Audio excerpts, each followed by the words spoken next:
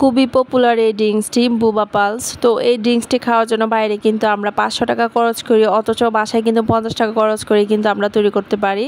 তো সেটাই থাকবে আজকের ভিডিওতে। আসসালামু আলাইকুম এভরিওয়ান, কেমন আছেন সবাই? আশা করি খুব ভালো আছেন। ওয়েলকাম জানাচ্ছি সোহানাজ কিচেন অ্যান্ড ব্লগ পেজের নতুন রেসিপিতে।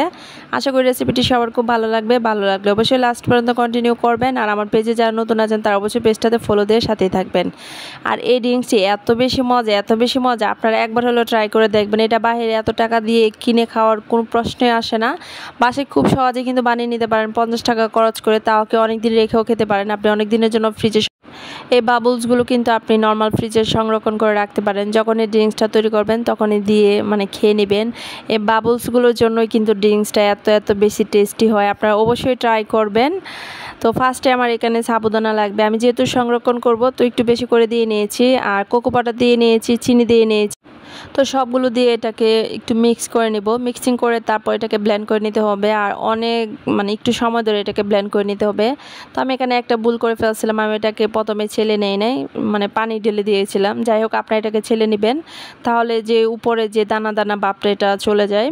তো এই পর্যায়ে এটাকে নর্মাল পানি দিয়ে আমি একটা ডো আটার মতন শক্ত রুটি বেলি নামলো ওরকম একটা ডো তৈরি করে নিয়েছি। নিয়ে তারপর এভাবে লম্বা লম্বা স্টিকের মতো করে গুল করে আমি বাবলসগুলা তৈরি করে নিয়েছি।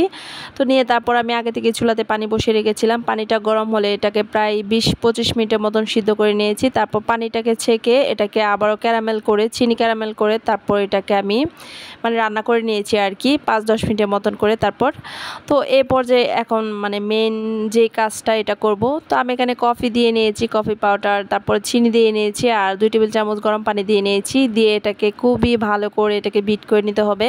তো আমি এখানে বিটার দিয়ে বিট করে নিয়েছি। আপনারা চাইলে কিন্তু হ্যান্ড উইক্স বা কাঁটা চামচ দিয়ে এটা করে নিতে পারেন। এটা একদমই ফোম হয়ে যাবে তখন এখানে দুধ দিয়ে নিচ্ছি।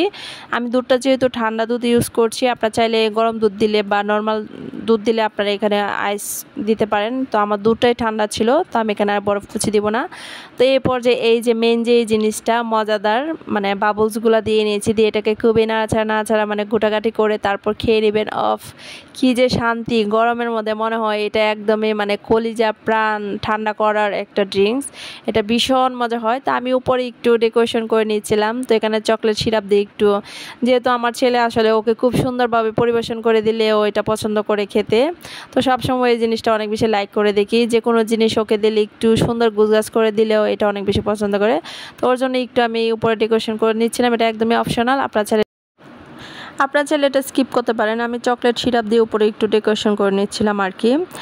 আর আপনারা বাবলসগুলো কিন্তু গুড় দিয়েও কিন্তু আপনারা শিরা করে নিতে পারেন। আমার যেহেতু হাতের কাছে গুড় ছিল না, তো আমি চিনিটাকে ক্যারামেল করে তারপর বাবলসগুলো দিয়ে নিয়েছি।